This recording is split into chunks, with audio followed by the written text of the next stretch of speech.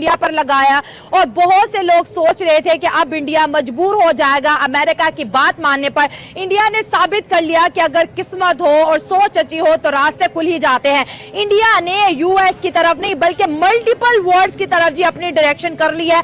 हम बात कर रहे हैं ऑयल की और टेक्सटाइल की। इंडिया ने अपनी इंडस्ट्रीज को दूसरी कंट्रीज में मूव करने का सोच लिया और आज की बड़ी खबर यह है कि अफ्रीका का एक मुल्क है नाइजीरिया, वहां से इंडिया ने 1 मिलियन बैरल ऑयल जो है इंपोर्ट कराने का फैसला कर लिया है। इंडियन ऑयल कॉर्पोरेशन ने यह खबर जो है कंफर्म कर ली है।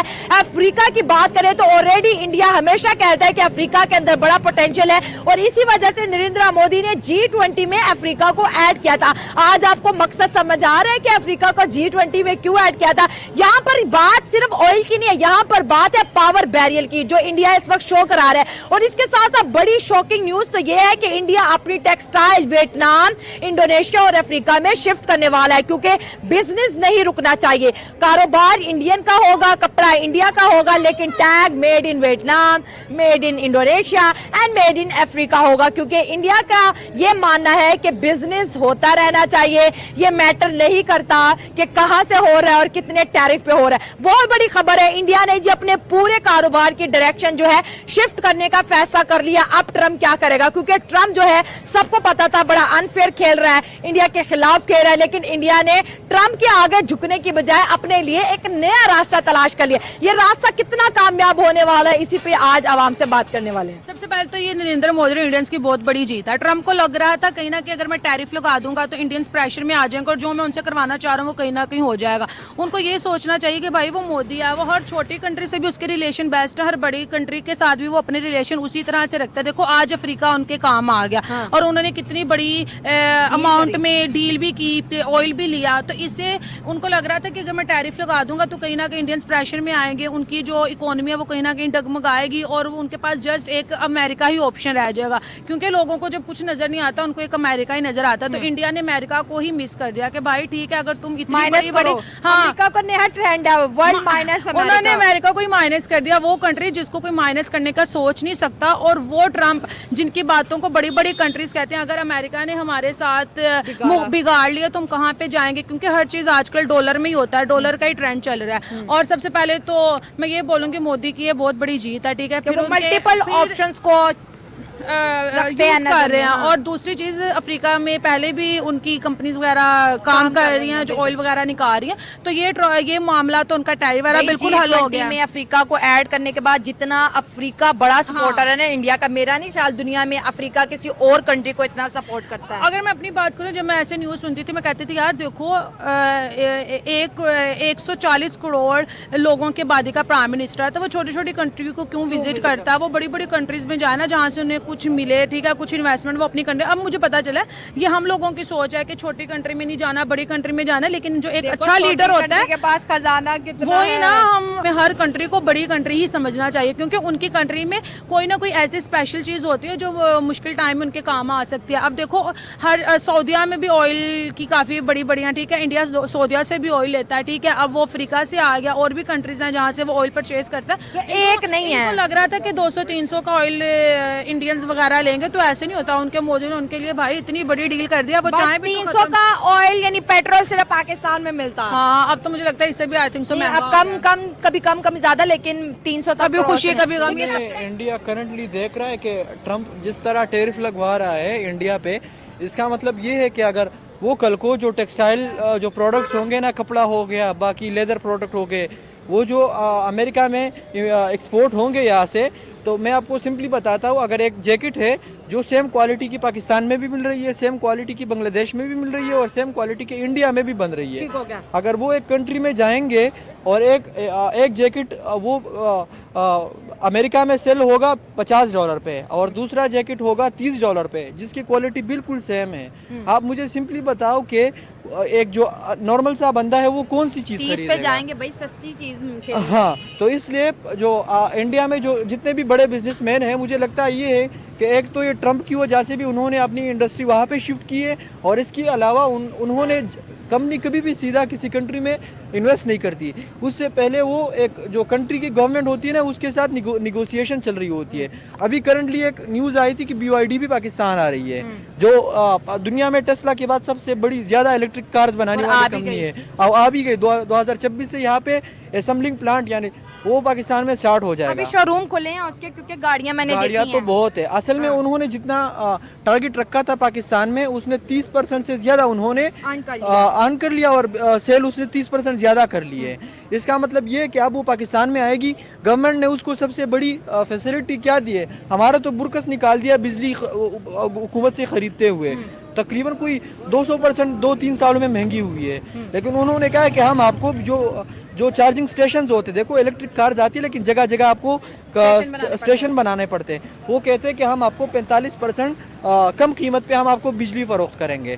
तो मुझे लगता है कि उन कंट्रियों के साथ निगोसिएशन हुए होंगे, और वे टैरिफ के बाद सोच रहे हैं कि हम अभी देखो ना, इंडिया सोच रहा है कि मैं अपनी टेक्सटाइल, क्योंकि इंडिया जो है, इंडिया की टेक्सटाइल जो है आप मान ले दुनिया में दूसरे नंबर पे आती है चाइना के अब इतनी ज्यादा अगर इंडिया टेक्सटाइल का एक्सपोर्टर है तो वो टैरिफ के गेम में तो नहीं फंसेगा।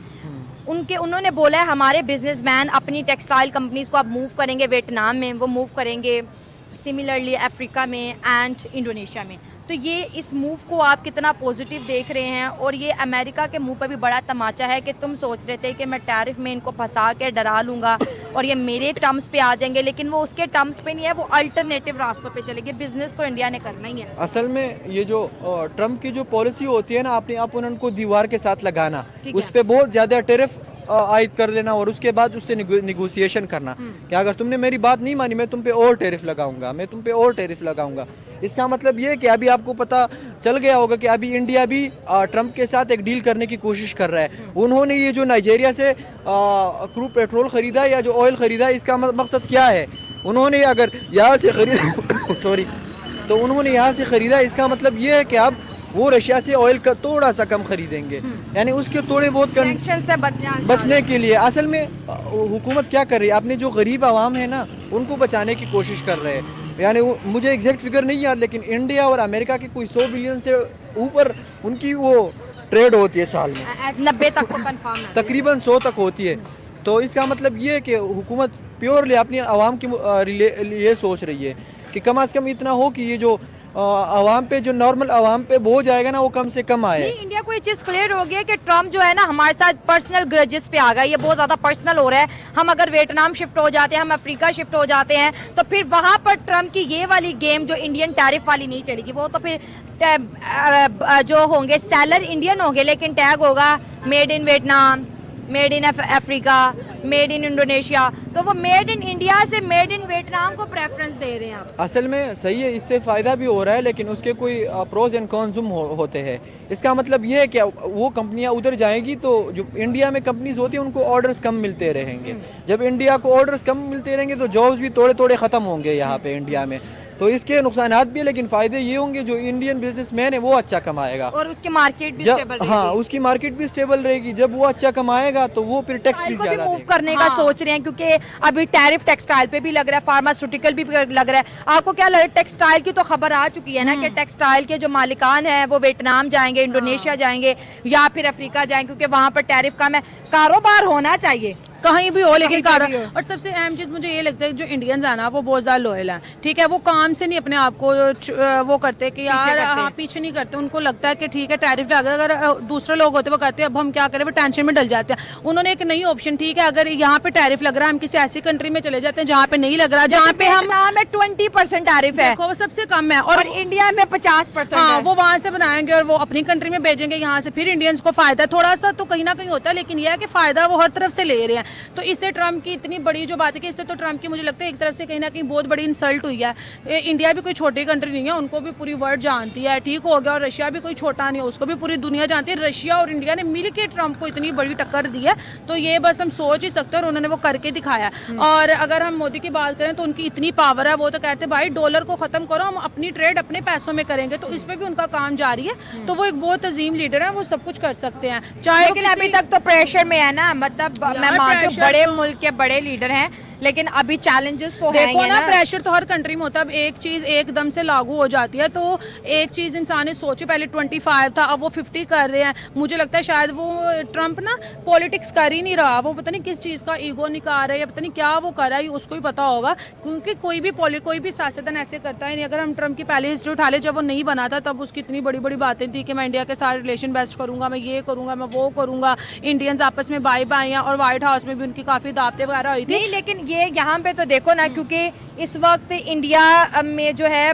जो कपड़ा अमेरिका जाना था उसके ऑर्डर कैंसिल हो रहे हैं। अमेरिका के जो इंपोर्टर हैं वो कह रही है हम आपसे कपड़ा नहीं खरीदेंगे अगर आप यही फैक्ट्री अमेरिका में लगा देते हो, जो कि ट्रम्प का भी ख्वाब है कि फैक्ट्रीज अब अमेरिका में लगेंगी, तो तब हम आपसे कपड़ा खरीदेंगे। तो इंडिया ने बोला कोई बात नहीं, आप कपड़ा ना लो, आप कैंसिल कर दो, लेकिन हम अमेरिका के अंदर बिजनेस नहीं लेके आएंगे। तो ये भी तो एक है ना कि इंडिया अमेरिका को अपने बिजनेस में एंटर नहीं होने दे रहा। क्यों? सबसे पहले ये है कि इंडिया की एक पावर है जो उसने ट्रम्प को दिखाई है। और देखो, अगर हम उनके बिजनेसमैन की बात करें तो वो भी अपनी कंट्री के साथ बोल, अगर वो चाहते वो लगा लेते फैक्ट्रीज। अब फैक्ट्री मोदी ने तो नहीं लगानी ना, लोगों ने लगानी है ना, जो वहाँ के बड़े बड़े बिजनेसमैन है वही जाके वो कहते भाई हम किसी और के, हमने अमेरिका को फायदा नहीं देना। जब वो हमारी कंट्री के लिए इतना कुछ बुरा सोच रहा है, वो टैरिफ पे टैरिफ लगा रहा है, तो हम अमेरिका को क्यों फायदा दें? क्योंकि ट्रम्प से तो उसको फायदा हो रहा है, उसके लोगों को फायदा हो रहा है, इंडियंस को तो फायदा नहीं हो रहा। हाँ, अगर इंडिया पे कम होता तो फिर भी मे बी वो शायद सोच सकते थे। तो ये चीज़ है कि भाई अमेरिका की बहुत बड़ी बेइज्जती हो गया, और मुझे लगता है अब ट्रम्प कभी भी ये अपने जितने भी साल है वो पूरे कर ले किसी ना किसी तरह से। अब ये तो बिल्कुल भी अब नेक्स्ट अमेरिका का फ्यूचर नहीं है। यहाँ पे मेरा ओपिनियन ये है कि देखो एक टफ टाइम है, ठीक है, नो डाउट इंडिया कोई बड़ा रिलैक्स नहीं है, उसको पता है ये टफ टाइम है, क्योंकि इंडिया कभी भी अमेरिका को माइनस नहीं कर सकता, एक बड़ी पावर को आप इग्नोर नहीं कर सकते, ठीक है। एंड दूसरी बात ये है कि यहाँ पर एक पैट्रियोटिज्म, और सबसे अहम चीज़ है कि यार ये पॉलिटिक्स है, यहाँ ना यहाँ पे रिश्तेदारियाँ चलती हैं, ना यहाँ पे नफरतें चलती हैं। जिस कंट्री को जिससे जिस टाइम फायदा होता है वो उसी टाइम वहाँ पे चला जाता है। मुझे लगता है इंडिया का बड़ा स्मार्ट मूव है। एक तरफ नाइजीरिया से ऑयल इंपोर्ट करें कि रशिया से करेंगे तो सैंक्शंस है, बहुत ज्यादा हमारा नुकसान होगा। तो अपनी आवाम को रिलैक्स करने के लिए हम जो है नाइजीरियन ऑयल मंगवाते हैं और टेक्सटाइल इंडस्ट्री को दूसरी कंट्रीज में शिफ्ट कर लेते हैं। इससे ये होगा कि जो इंडियन इकोनॉमी का जो दबाव है वो लेवल पे रहेगा। आप हमसे जुड़ा रहना चाहते हैं तो कृपया वीडियो को लाइक कीजिए, शेयर कीजिए और सब्सक्राइब कीजिए। धन्यवाद।